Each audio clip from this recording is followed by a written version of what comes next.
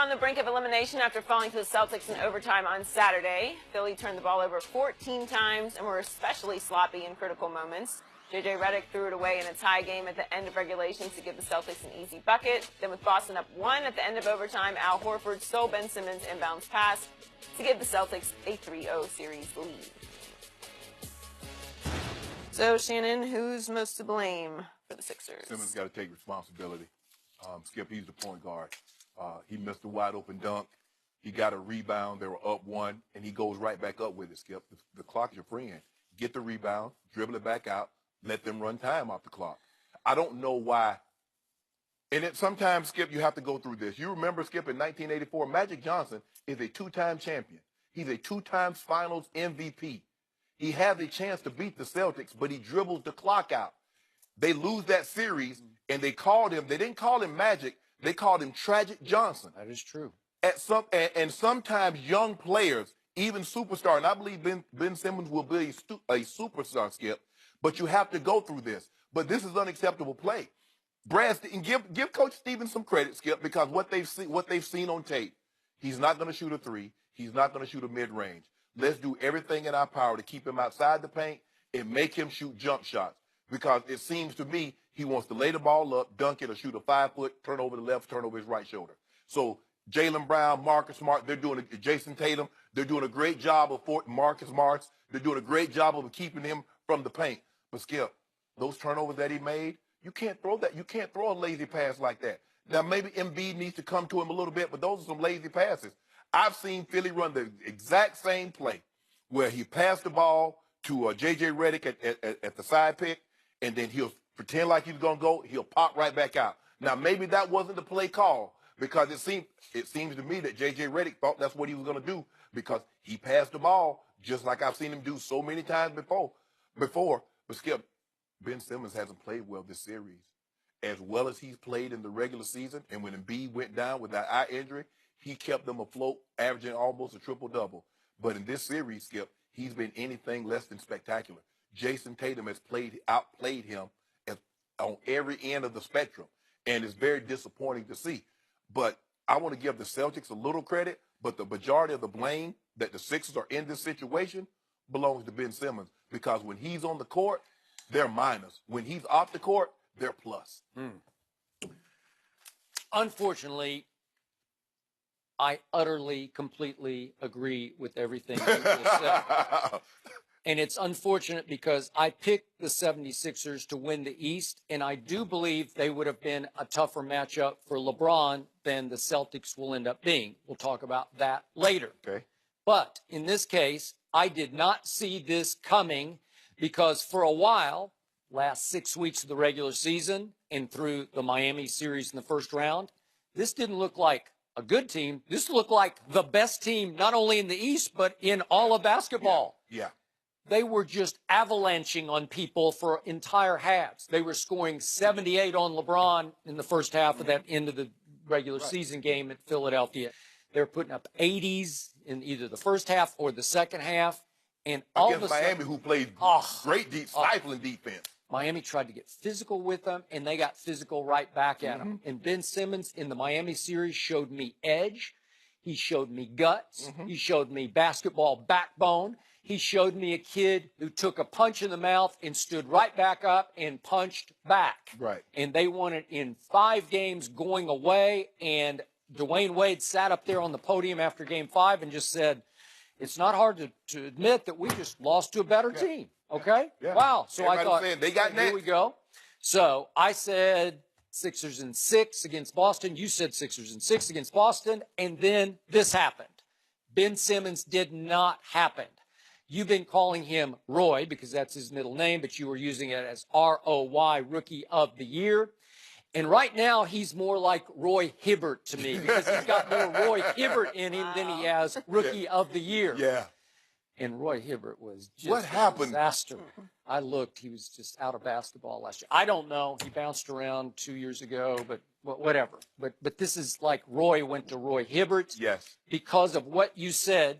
Brad Stevens said, timeout, he can't shoot.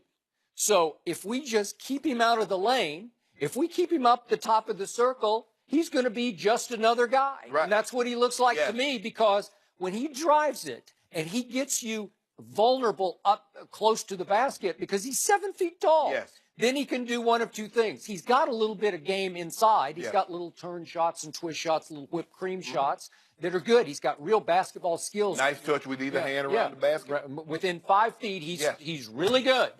He can also turn and kick it to Bellinelli for a wide open three, or Ilyasova for a wide open three, or Redick. Covington, or Redick, or you name somebody, or Embiid for a wide open three. And all of a sudden, he's relegated to dribbling passively at the top of the circle, looking around. I don't know what to do. I guess I got to give it to JJ.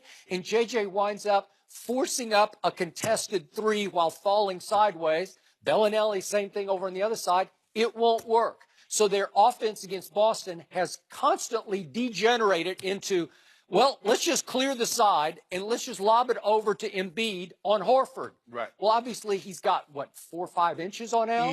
Easy, maybe more. Al Horford is a man. Al Horford is a 5-time All-Star who knows how to defend. He knows angles. He is stout. He can get up underneath you. And Embiid has a hard time trying to figure out how to create a shot except to just go up and shoot a jumper. Right. And you know what's going to happen most of the time in that case. Even though he's got a sweet little touch, that's not how you're going to beat the Boston Celtics. You got to get it in the lane to Embiid where he can just overpower, just like go Wilt Chamberlain over Al Horford. Yep. And they can't do it. And so it gets worse and worse and worse. And I thought they had saved themselves from themselves when my man Marco Bellinelli made the shot of shots at the end of the game. And unfortunately, he could not get his feet set outside of the three-point line. He was on the three-point line. You got to know. And, well, I agree, but it's just he fell completely out of bounds on the catch and shoot, and yet Brett Brown, his coach, went running off the floor like it was. Because he said we drew it up to hit a walk-off three. And And looked like it. For I whatever, thought it was. I was dancing. the thing is, Skip, and you give Coach Stevens some credit for him to call timeout twice in those situations where he didn't think they had the shot that they wanted. But they've got nothing for Robert Covington, Skip. In 2 of the 3 games, he's had 0 field goals made. That's not good enough. He's a 10 to 12 point a night. They need those points. Skip, on that pin down, Covington, you have no help backside. Why would you front? And I get it, they got the pick. No, they got the switch. They got the switch. So Yeah, Embiid followed Jaylen Brown way, followed his way to the Philly I don't know Chinos. what you're thinking. I don't know where he went way out there. No. But Covington, okay, now they got the switch. You're fronting Al Horford. You know there's no one back. As soon as you feel him, now you got to peel back around and play behind him and make him shoot that shot over you, Skip. You're going to let him get a layup, an uncontested layup? He's going to make that shot every time. That's not good enough. The Sixers are better than this, Skip. They're better. Skip, they had a 21-point lead in the second quarter of game 2. With 4.5 minutes left in the second quarter. And somehow they let them whittle it down to 5. Yeah. You got to close that out. You go up 5 in overtime with 3:37 left. Skip, you got to win those games. You're on your home court, and Ben Simmons threw the ball away. But it just goes to show you, Skip, he didn't know what else to do. He doesn't feel comfortable with the ball because he knows he can't shoot a jump shot. He really doesn't trust himself at the free throw line. So what does he do? He goes right back up. Well, I've done that play a lot of times. This is not the regular season, bro. This is the playoffs. Grab that rebound, dribble the ball, because they got fouls to give, but you're going to run 2 or 3 seconds off the clock, Skip, before they get to you and foul you. Now you get an opportunity to run a play. Maybe you get a better shot. I just felt that under those circumstances, I just felt Ben Simmons succumb to the pressure a little bit. He did not play like the rookie. He did not play like what we have seen throughout the regular season and in the first round of the playoffs against the Miami Heat. Yep. I give you this. As you advance, the teams get better. It gets more difficult. But if you want to be a superstar, you rise to those occasions. And he shrunk. He shrunk 3 occasions in a row. First game, he had 7 turnovers. Game 2, he scored 1 point. Game 3, he shoots 0 free throws. And as you point out, he missed the wide open dunk and had the turnover pass late, among lots of other breakdown errors that you were just saying. What has happened to you? Now let's look at him on defense. Do you realize he finished 8th overall in the NBA in individual defensive win shares. Do you realize in the playoffs he's fallen to 64th because he winds up too often on Terry Rozier? He's got no hope. No.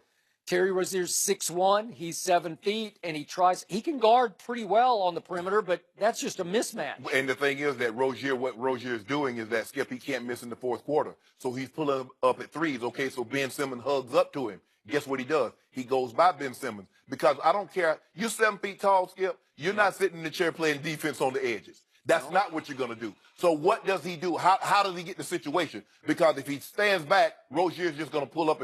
And Rozier's hitting threes with hands in his face. So you definitely do not want to leave him wide open. No. And Simmons can't stay with him foot speed-wise. So he's in a very, very tough spot. But the way to offset that is to punish them on when you have the ball. That is correct. And he has yet to punish them, make them pay. So they got the work cut out for him because Boston Celtics smell blood. They're not going to go away. Brad Stevens, Skip, right now, he might be as good as there is coaching in the game of basketball. I agree. And that's in large part because his team really believes in everything Yes! he says. If you believe what your coach is calling, that's about half the battle. Skip, name another team that's in the playoffs. If you take their two best players away, they can still. So if you took Steph and KD off the Warriors, if you took CP3 and James Harden, or if you took who could win? Skip, I don't believe a team can win a game, let alone win a series. Look like they're about to win another series. Yep. I don't believe a team. They're without. So bottom line, it has come to this for Ben Simmons. They look better when T.J. McConnell is in the lineup. They just do. And I'm not saying T.J. McConnell's better than Ben Simmons because he's not. But he's got guts, and he can match up with Rozier sort of size for size. Yes. And he makes good passes on the perimeter. He's been hustling. He gets little hustle point plays he inside. Did. Got a 3-point play on Sunday. We got a rebound and put it back up. In game two, remember, Brett Brown had a dilemma because he's sitting Simmons because McConnell's playing so well. And finally, 5 minutes to go, he says, well, I got to dance with who brung me. You know, he brung me this far. I'm going to put him back in. I wouldn't. And that was the end of that. And the good coaches can see that, Skip, because you saw Ty Lue last year against the Indiana series. Kyrie and Kevin Love stayed out the entire fourth quarter because LeBron then was making that comeback. Now, that's a very tough. Now, the player is going to have to understand because they cost David Fizdale his job in Memphis, Skip, because he kept Mark Gasol out. That's correct. Mark Gasol made us fit about it, and the next thing you know, now David Fizdale is in New York. So it takes a special type of person to understand. So you know what?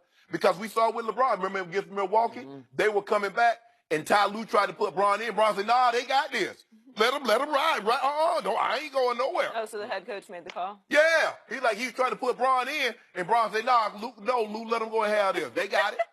Speaking of LeBron, now has 5 career playoff buzzer beaters after his heroics on Saturday night. That's 2 more than Michael Jordan had